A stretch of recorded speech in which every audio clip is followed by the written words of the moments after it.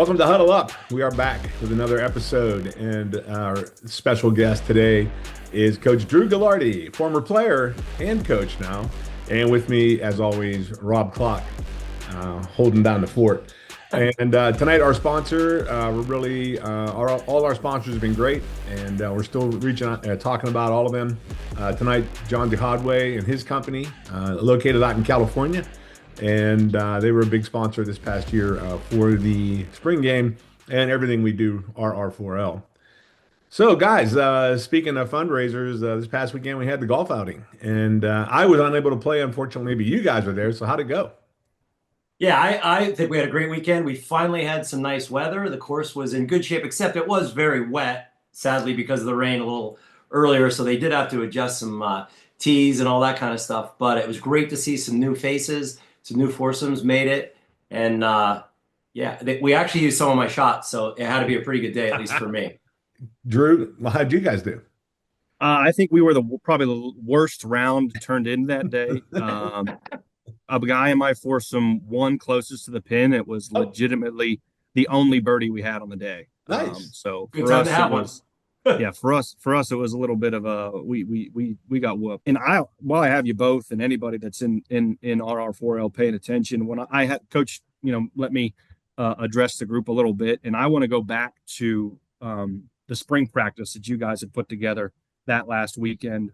Hmm. I talked about a little bit to the guys that were there golfing, but to anybody that wasn't there, that was part of that, especially being gone from the program for over a decade, I thought what you guys did that week was awesome. You know, Thanks. Thank you. Yes, maybe thank you. I don't want to throw too many crazy words like, but incredible.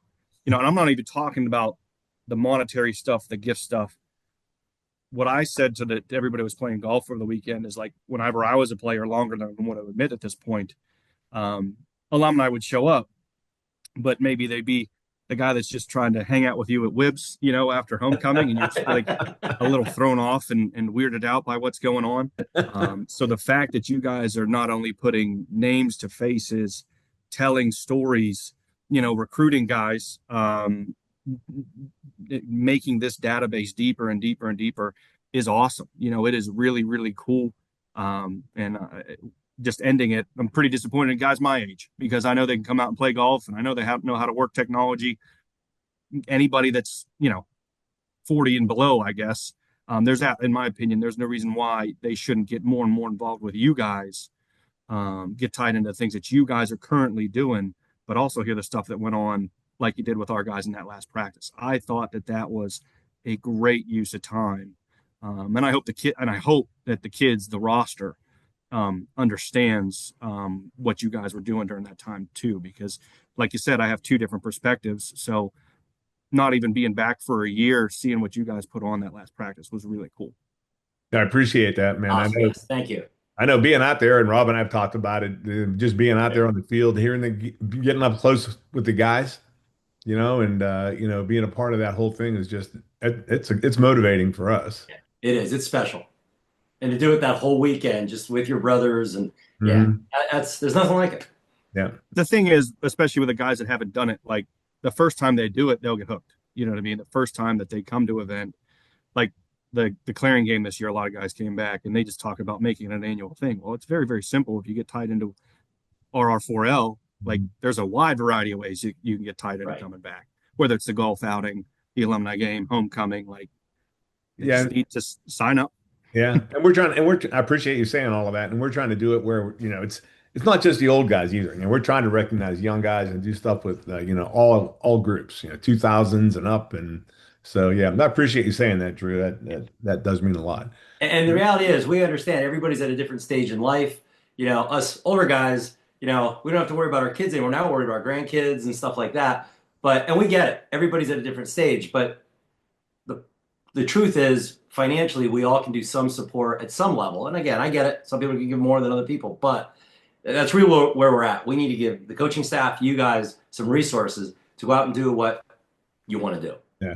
Well, and it's not a lot of money. I think guys are also worried that if I join this, I'm going to be harassed for, money all the time. We're more about engagement than we are about raising the money. We want to raise money for the program, and it goes to the program, but we really want to engage the guys and get guys back.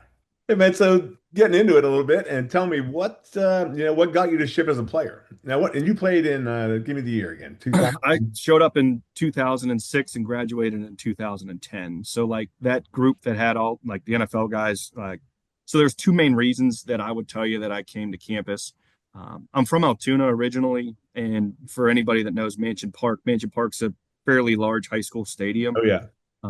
It holds a lot, and there's a lot of playoff games, district games, state playoff games at Mansion. So Yeah. I don't know if it's a crappy reason or not, but like I just didn't want to go a place that had less seating than the place I played in high school. It just felt really strange to me. The Altoona Hollidaysburg game, I haven't been to it in a decade plus, but while I was there, there was standing room only situations, Hmm. just an awesome atmosphere for football. So Seth Grove presented that, presented a similar situation. Trevor Famularo and what he does with the band on a regular basis. Like, I'll tell you guys something pretty cool actually related to this. Central Bucks West, I have Berks Bucks in Montgomery County. So all the CBs had a joint practice, and there was like 10, 20 coaches there. And I bumped into somebody who I probably can't like name the schools and stuff like that. I don't want to rat him out, but we've crossed paths in a lot of different ways. Like he was a coach while I was a player here. We've coached against each other. I've been clinic by him, so we've crossed paths a lot of ways. He's been at every level, Division 1, 2, and 3. He said anywhere he's coached, the environment in Seth Grove Stadium is the best environment he's ever been at as an Nice. opponent. Yeah.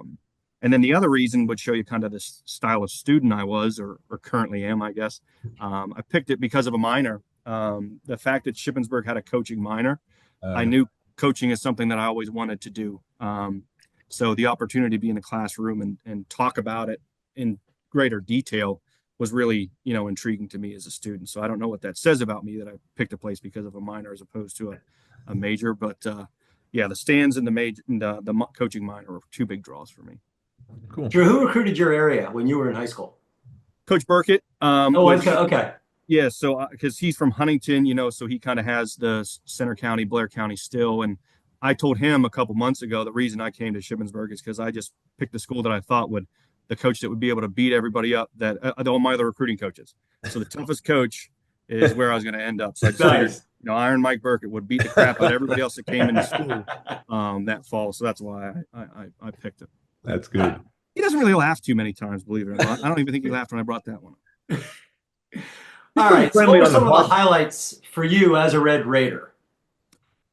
Again, the number 2 sticks out to me. Two things that can stick out. The first one being on the '09 team, being on a team that won a conference championship. A lot of stuff happened while I was here. Like Mansfield lost football, so we went from the west to the east while I was here.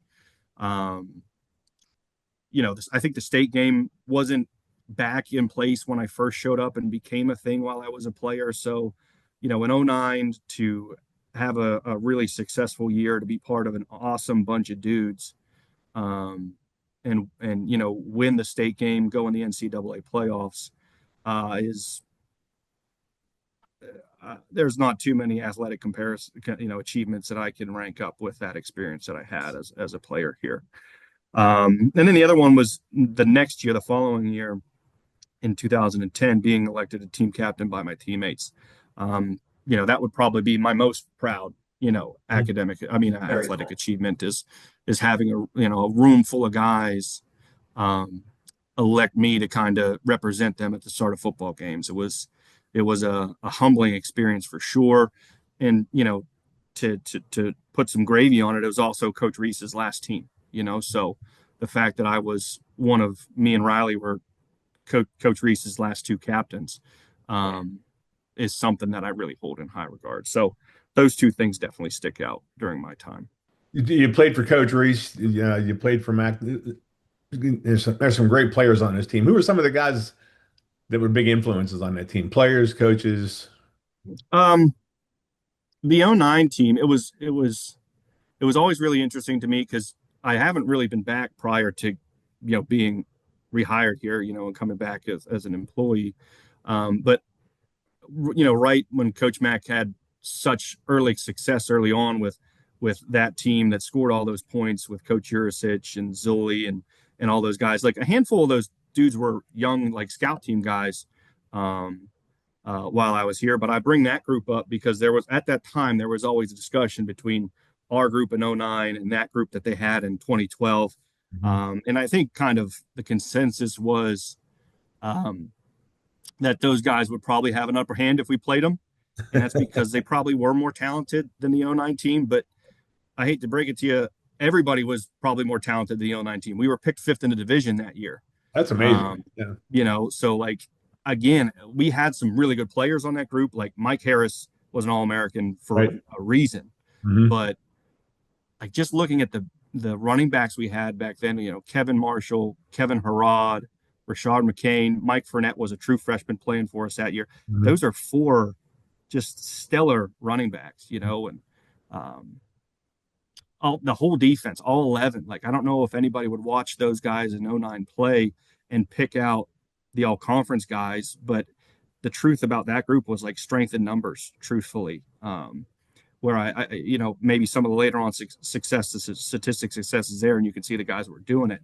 It's hard for me to zero in on a couple of players that stick out, especially on the team um, that I was on and had that marked level of success. I told a bunch of them when they came back this fall, I've been in college athletics essentially since we've graduated, and just the ownership that the guys had on the program at that time, the responsibility that they had, the way that they handled themselves for the most part. It's not everybody, right? You got 100 guys on the team, but the overwhelming majority of the dudes, rowing the boat in the right direction was what made us so good. So I don't know if I'm doing it. I'm going to do a lot of people a disservice if I throw up a couple names because Yeah. we No, were I get it. truly a team that year, during that time. I think it's interesting as a follow-up to that, just that, in 81, we weren't picked to do anything that year either. We were off the radar and, we end up having this great season. And I always wonder what drove the team? Why did that happen? Because we were kind of ragtag really. And, but man, guys just came out of the woodwork. Did you guys Yeah, I have? mean, I'm an undersized offensive lineman. Mhm. Still, I was then too, but I was one of the bigger guys in the group, even still. So like I think we had in '09 200 yards in the ground and 200 yards in the air, like averaged it, Yeah. in total offense. So you'd think there'd be some decent offensive line in the group, and I think we had one second team all conference performer that year. Really? Like, Just one. yep. Huh. Um, but I don't care. Right. The championship rings back there, and that's way more important. Yeah. Yeah, absolutely. Absolutely. All right. So we found out how you got the ship as a player. Now, and I'm always curious about this with coaches and their journey.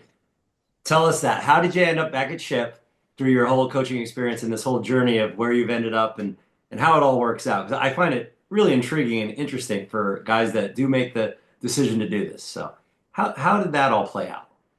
Um, I guess a weird way to answer the question. I never thought I'd be back, truthfully. And I'm not saying that in a negative way in any way, shape, or form. But I've been coaching for a while now. It's, again, essentially since I've graduated school, and as openings have shown up here, like I was on defense, I was calling, the defensive coordinator. So like as openings showed up here, like I was never really a good fit. I've never even asked or applied for a job, that's opened up here because I just never thought that I'd fit the staff structure for the most part. But I'll go back to Coach Reese really quick too. Like he says something that's always stuck with me. He says coaching is a vocation. Coaching is something you're called to do, and that's one of the biggest misses that I have right now with Coach Reese. Is like, yeah, player coach relationship was one thing, but the first time he ever saw me at the convention, he attacked me at the coaches convention, just trying to educate me in any walk of life, any kind, like it was information overload that first time him and I sat down and had a cup of coffee. So sadly, it wasn't super a long time for me to have him as a reference into this stuff. But how I got here, like I Coach Burkett actually knew Coach Gibney that was at Juniata College for a while. So when I first started looking, I actually got lucky through a reference through Coach Burkett and also the high school football coach Tom Palfy at Altoona at the time. Those guys kind of helped me get an interview up at Juniata. And that job that I got in 2012 was 10 grand over 10 months. I had, but I did have room and board taken care of. So they gave me a meal plan and they gave me, so I was working a dream job, truthfully.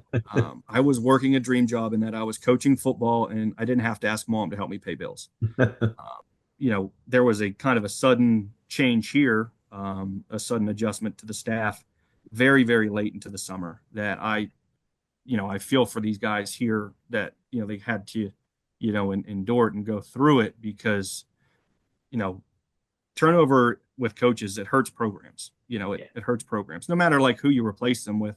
Like if Coach Matt comes in here, kicks me out tomorrow and they bring in Andy Reid, he's going to still have to learn some stuff about Shippensburg and how it works and what. So like turnover hurts programs. So the fact that there was such late turnover, these guys were really up against it, truthfully. In late July, it was, in late July. And again, this past June, I wasn't thinking the chip was in the cards for me and my family in any way, shape, or form. So with the turnover happening, they obviously had to go to the drawing board pretty quickly. And I got a phone call and went through the process. It obviously had to be pretty quick for everybody, for my employer, for these guys here, for everybody involved. It had to be a quick thing. Yeah, to answer your question, I know it might have been a long-winded one, but I didn't think I'd be here a year ago, and July will be 1 year in being in the office and being in Coach Reese's office. Well, and you say about the difficulty for the program, with that late turnover, but my hat off to you. You did a great job because same thing. You came in at a huge disadvantage. You didn't have a whole lot of time to meet the kids, to get the system to where it needed to be, and you had, let's be honest, some green guys. You had a lot of young bucks, but I think you did a great job last year. And I'll tell you what, this spring, Fran and I both saw it. Huge improvements. You're doing a heck of a job. Keep doing what you're doing. Yeah. Well, thank you. Yeah. No, I know just from being out there at the spring game, I'm standing, I was there last year too, and I didn't know you because you were just basically walked in the door. I watched the linemen going through the drills and, you didn't feel like a whole lot of companionship between the group. It seemed very, kind of disjointed. But this year, big difference. Like I was standing there next to you, and those guys seemed to really, support each other, work together. Last year was a big challenge for you, in dealing with all that. But what do you see now? Like what have you learned from last year to going into this year? The difference from year one to year two, I think it's the freshman to sophomore jump that, that's when some major growth happens as football players. And I would expect to make it too, year two with Coach Ware, Coach Lee and myself, year two with a lot of the same guys, and doing stuff. And it's cool that you made an observation about the offensive line. I'll do what you're supposed to do as a coach. And they were young last year, but I'm lucky that there's an awesome group of individuals, that I get to work with on a regular basis, because there's a lot of good young men in that group, and to hopefully, music to you guys' ears, they could still get a lot better too. Oh yeah, definitely. They look good. I thought they looked good. Yeah, they definitely took strides. Definitely. Mm-hmm. So, speaking of that, who are some of the leaders from this group, and what do you anticipate from the new recruits? I know that's hard, but I think that would be an interesting part from college. I never, coached that much college level. I only did 1 year, but I think that would be hard. You do recruit the kids, and then do they pan out? Don't they? Is it a totally different expectation, whatever? So, what do you think? This new group and also the group you have, who are some of the guys that kind of stand out for you? When it comes to the leadership stuff, it's tough for where we are right now. Coach Mack has done a number of different things in terms of like the C word, the captain stuff. This off season, we kind of gave out a different title. He's calling them platoon leaders, and basically these are guys that are over the course of the summer break that are kind of extensions of us, ways to help communicate, maybe that there's some things that they should be doing on their own, even without us kind of prompting them to doing it, making sure guys are holding each other accountable. But, the leadership is always the thing that, man, not just here, but everywhere I've been, you spend so much time on it. And I think there's some truth to both, that some people just naturally show up with it. And I think it can also be developed. And the truth is that's where we're at. when you talk about this year's recruits, it's a smaller group than the previous year. You know, like last year we said the number was about 50. This year's group's a little bit over 30. And this isn't a knock on any 30 of those guys, but we're just hoping to count on them less than we did this past fall. Now that doesn't mean there's not opportunities for them in each and every group. You know, our job's to win football games, and I think we showed everybody that we'll play the best guys that are going to position us to do that. You know, regardless of stature or however long they have or haven't been in the program. To even zero out the class as a whole was a tough thing because there were some needs that we had to address, and we feel like we did. We wanted to get bigger in the wide receiver room, and I do think we added some height there. It was just the sheer number, the quantity of quarterbacks on the. You guys were at spring practice. Like, we needed some quarterbacks, so we got some arms and some guys that we really think that could put some good time in. That group of kids is pretty cool. Not a bunch of defensive linemen, but the group of defensive linemen that we did gets pretty interesting. I think those guys might be. There's only like 4 or 5 of them, but if they stick around and they pan out, it could be a pretty cool deal. So this is kind of a follow-up to what Rob asked you, but I'm kind of curious as far as philosophy. Like, do you want big linemen? Do you want fast linemen? Do you want strong guys? Like, what are you guys trying to form on that group? it's kind of cool that you asked that question because when I said I had to shuffle the deck, we're doing the spring recruiting stuff. So I just kind of adjusted some plans that we had. And guys the high school juniors that are going to be seniors next year ask similar questions like, what are you looking for? And it is for me, and I know it is for us as a program as a whole, like by far what the biggest thing is your film. You know, you are never going to get invited to campus based off what it says on the scale, like regardless of position, offensive line, quarterback, like your film. The analogy that I give kids when I'm out on the road recruiting them right now is, okay, when you graduate from a college or university, what's the next step? It's to get a job. Okay, so when you get a job, what's going to happen? You're going to have a sheet of paper with your name on the top, your work experiences, your accolades. What's that called? It's called a resume. Okay, your resume right now as a recruit is your film. Okay, that is by far the biggest mover of the needle for us. Is the player you are for sure. The second thing that I tell them they need to do is maintain coach's recommendation. So whenever I email or call saying, hey, do you have anybody this year? I'd like to stop in. And they say, yeah, I have Johnny, Jimmy, and Jake. Well, when I come back after the season, if it's just Johnny and Jimmy, there's nothing that Jake can do about it. You know what I mean? And I'm going to place a heavy premium in that interaction and in that reference. So like those are by far two of the biggest movers of the needle for, I think, for all of our recruits, but especially for me in the offensive line. Even though I've been a defensive coach for the majority of my career, I've been on offense for 1 year. I've coached defense for 11 or 12, whatever it is. Watching like offenses, especially offensive line play, the past 5 years, I'd say 7 years, as being an old offensive lineman, I was actually discouraged by a lot of the stuff that guys are being taught now. Some of the pull down stuff, some of the relying on position blocking. To me, it was softening up the toughest group that has to be on the football field. Mm-hmm. Like, I get it. It's really hard to take somebody, whether that dude weighs 100 pounds or 300 pounds, and move him off a spot that he wants to be on. But that's how you win football games. Like, right. That's literally how you win football games. Like, there's three. I tell guys, if you want to watch film and be good at it in the offensive line, there's got to be 3 boxes you check off. Their leverages we got to take care of: vertical, horizontal, and then like the lateral in terms of where the play is going. Vertical, you got to be lower. Horizontal, your hands got to be inside, and then you got to have location of play taken care of. If you check those 3 boxes off, you'll be fine. So kids worry about so many of the wrong things when it comes to the recruiting stuff. They really, really do. Have your coach trust you, play your ass off, and you will get recruited. Yeah. I had to send out DVDs. I had to send a DVD to this office. They can text me, they can email me, they can tweet me their film. And they have easy access to coaches in any and all walks of life. Like, yeah. you didn't have to look up a snail mail address like I had to, and hopefully it arrived to the right Take situation. it in the You know mail. what I mean? Like, man, oh days, the kids can make it harder than it has to be sometimes. Your Yeah. film moves the needle by far. And then once you get here, yeah, we'll height, weight, bend test you. We'll do that stuff, and that'll have some influence, but that's not why we're bringing you to campus. It's your film. Drew, I had to send 16 millimeter films. You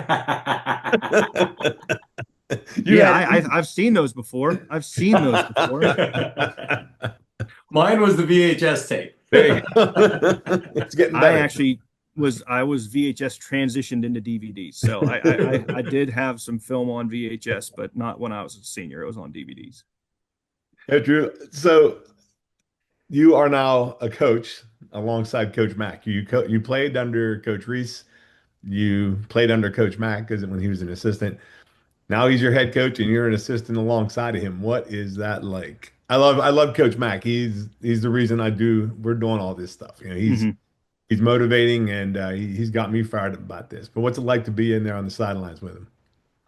Every day is new learning, not necessarily through him, but just being back here in the room. The biggest feather in the cap that I would give to Coach Mack, and specifically addressing your question, is the point that you brought up. Like, I played for Coach Reese, and Coach Mack was the defensive coordinator the entire time I was here.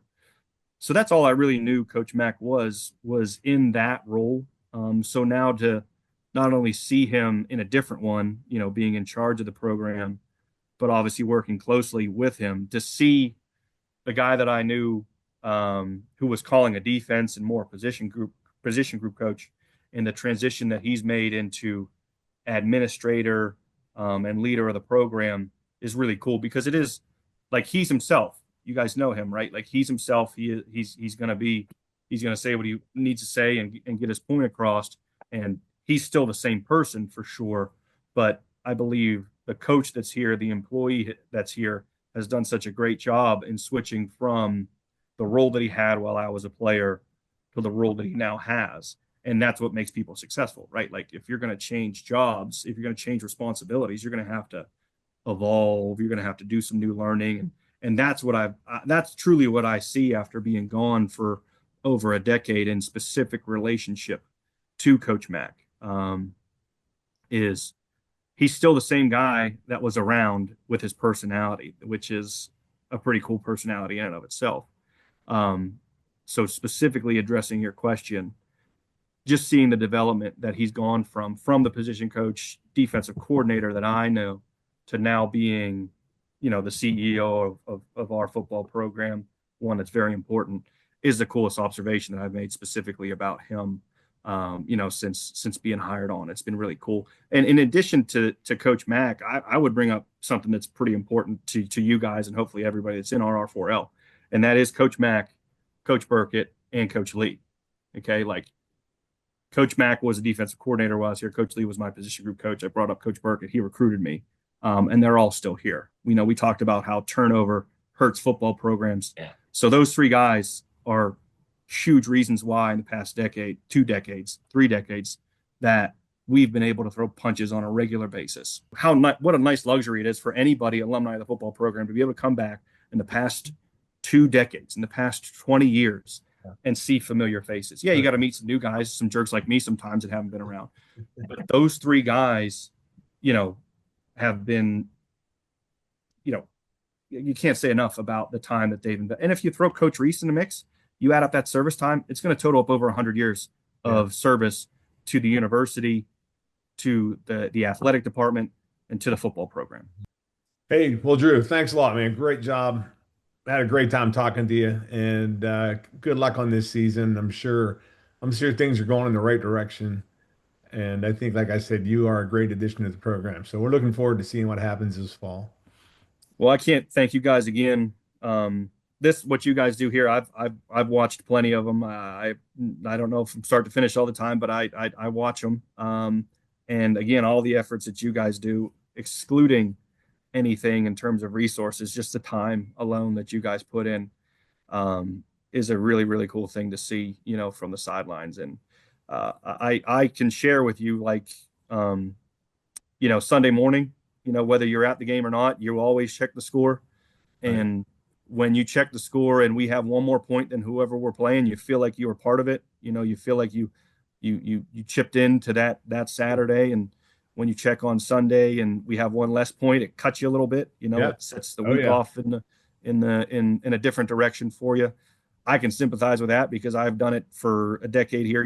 I've been at different schools, but I was still checking our scores regularly on Sunday mornings. So I can tell you confidently via, Coach Mack, like every decision that's made, every practice that's scripted, every play call that comes in, every recruit that's brought to campus is done so in an effort to make sure that you guys have that Sunday morning feeling that's the one that you're looking for more than the one that you struggle with. That's never lost in here at any time of the year, at any point of the year. It's always something that's pretty at the front of mind for us while we're working. Cool. Well, thanks again. We got to give a little plug one more time to John DeHodway as a sponsor for everything that we're working on. Next week, we got another coach. Tony Aruli is going to join us and give us his take on his time at Shippensburg. And so, Drew, thanks a lot. Great luck. Thank you. I appreciate it. Rob. See you, Drew. Thank you. See you, Franny.